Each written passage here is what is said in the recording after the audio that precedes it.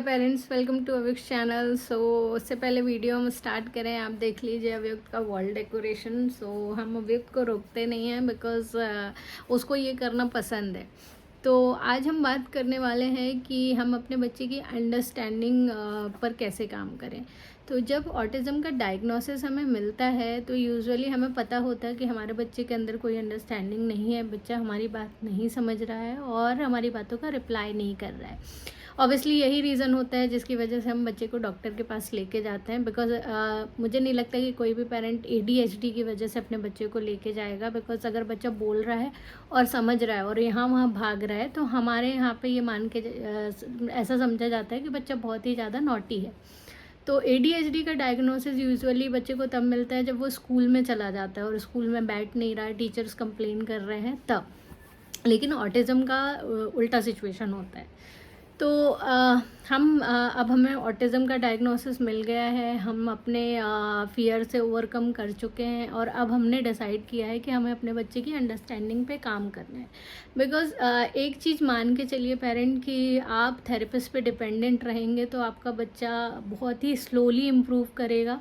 लेकिन अगर आप घर पे काम करना स्टार्ट करेंगे, जितना थेरेपिस्ट कर रहे हैं उससे डबल आपको करना पड़ेगा, तभी आपको इम्प्रूवमेंट दिखना स्टार्ट होगी बच्चे में। तो सबसे पहले हम काम करना स्टार्ट करते हैं अंडरस्टैंडिंग पे। अब अंडरस्टैंडिंग का मतलब, अगर आप अंडरस्टैंडिंग पे काम कर रहे हो तो आप बाकी की 4 चीज़ों में आप अपने आप काम कर रहे हो। तो उसके लिए हम कैसे काम करना स्टार्ट करें।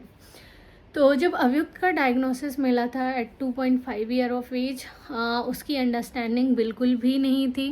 वो आई कांटेक्ट नहीं देता था, उसको लैंग्वेज समझ में नहीं आती थी। लेकिन धीरे धीरे हमने उसको अपने आसपास की चीज़ों में इन्वॉल्व करना चालू किया। तो आप ये मान के चलिए कि आप एक टारगेट रखिए कि आपको 100 चीज़ें बच्चे के साथ दिन में करनी है। गिनती से नहीं, हो सकता कभी 50 हो सकता कभी 80 हो, कभी 110 एक्टिविटीज़ हो जाए, बट आपको मान के चलना है कि आपको मिनिमम 100 चीज़ें बच्चे के साथ करनी है। अब हम कैसे करेंगे? हम मॉर्निंग में बच्चे को जब उठाएंगे तो तब से ही हमारा काम स्टार्ट हो जाएगा। हम बच्चे को टॉयलेट में लेके जाएंगे, हम उसका हैंड प्रॉम्प्ट करके पेन डाउन कराएंगे, फिजिकल प्रॉम्प्ट देंगे, उसको सूसू कराएंगे, फिर वापस जब बच्चा ब्रश कर रहा है तो हम उसको विद इन फॉर 1 मिनट आप उसको ब्रशिंग खुद से ट्राई करवाइए, फिजिकल प्रॉम्प्ट के साथ करवाइए और उसको बोलो brush brush brush teeth.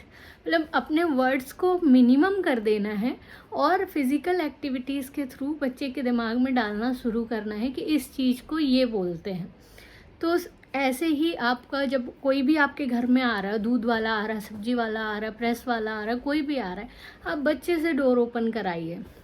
Because anyways आपको डोर तो ओपन करना ही है। तो हम क्या सोचते हैं कि अरे बच्चे से कराएंगे तो थोड़ा सा ज़्यादा टाइम लगेगा, जल्दी में हम खुद कर देते हैं।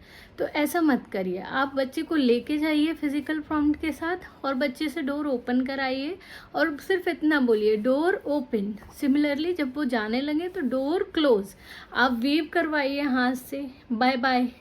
तो बच्चे को समझ में आएगा कि जब कोई जाता है तो हम उसको बाय बोलते हैं। आप जिससे भी मिलें बच्चे को नमस्ते करवाइए, फिजिकल प्रॉम्प्ट के साथ हाय बाय कराइए।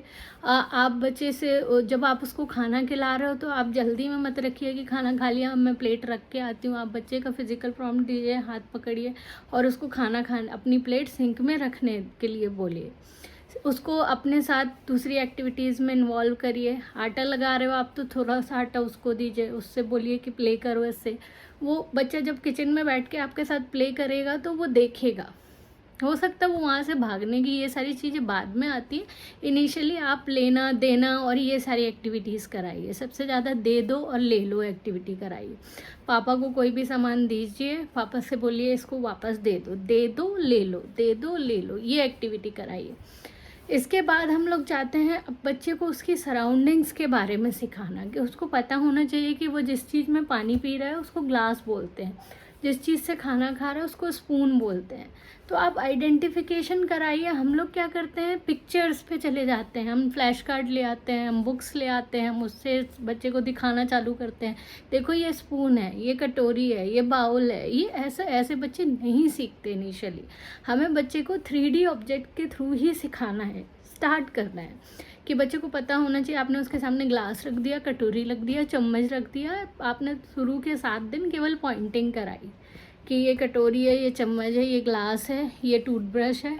एंड धीरे धीरे 7 दिन के बाद आप उससे पूछना चालू करोगे कि पॉइंट कटोरी, पॉइंट चम्मच, पॉइंट ग्लास, उसमें भी टाइम लगेगा। तो आप 15 डेज़ का टारगेट लेके रखिए कि मुझे 15 डेज़ में बच्चे को जो भी हम बर्तन यूज़ करते हैं खाने के लिए वो सिखाना है।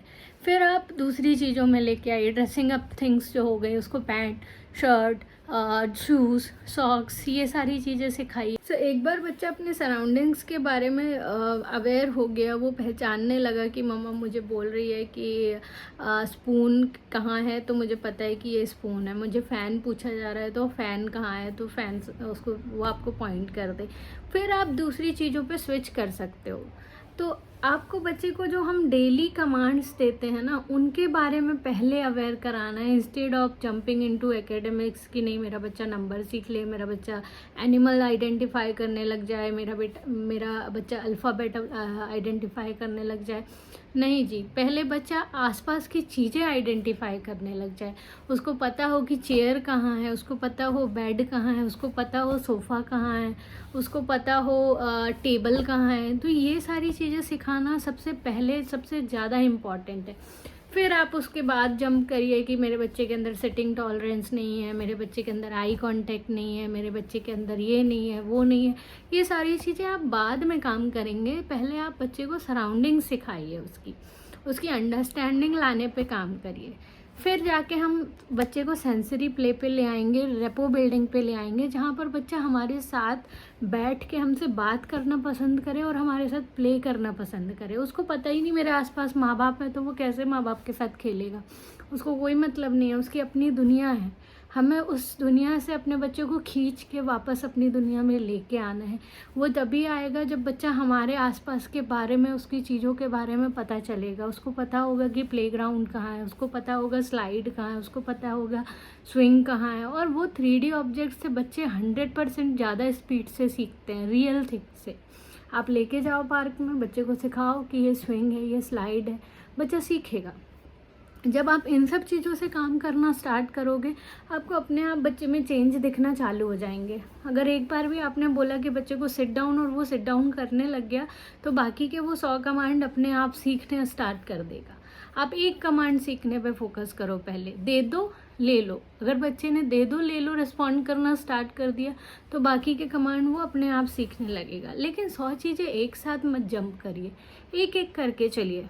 एक हफ्ते का टारगेट लीजिए कि एक हफ्ते में मुझे दे दो सिखाना है, एक हफ्ते में मुझे ले लो सिखाना है, एक हफ्ते में मुझे बच्चे को ओपन द डोर सिखाना है, एक हफ्ते में मुझे बच्चे को सिट डाउन सिखाना है। तो ऐसे छोटे छोटे कमांड सिखाने का टारगेट रखें। मैंने भी सिमिलरली ऐसे ही किया है। अगर आप देखना चाहते हैं कि कैसे किया है, तो आप पुराने वीडियोस जाके देखिए और आपके अभी के वीडियोस देखिए, आपको अव्यक्त में 100% इम्प्रूवमेंट नज़र आएगा। तो मैं उसकी लिंक भी कमेंट बॉक्स में डाल देती हूँ, वहाँ पे जाके देखिए कि मैंने ये सारी एक्टिविटीज़ कैसे स्टार्ट करी थी। और in case of any query आप एनी टाइम मुझे कमेंट बॉक्स में लिख सकते हैं। और अगर कोई सजेशंस भी हैं अव्यक्त के लिए, तो आई ऑलवेज़ वेलकम। आप प्लीज़ बताइए मुझे कि मैं अव्यक्त के साथ कैसे काम कर सकती हूँ। Thanks for watching, bye bye.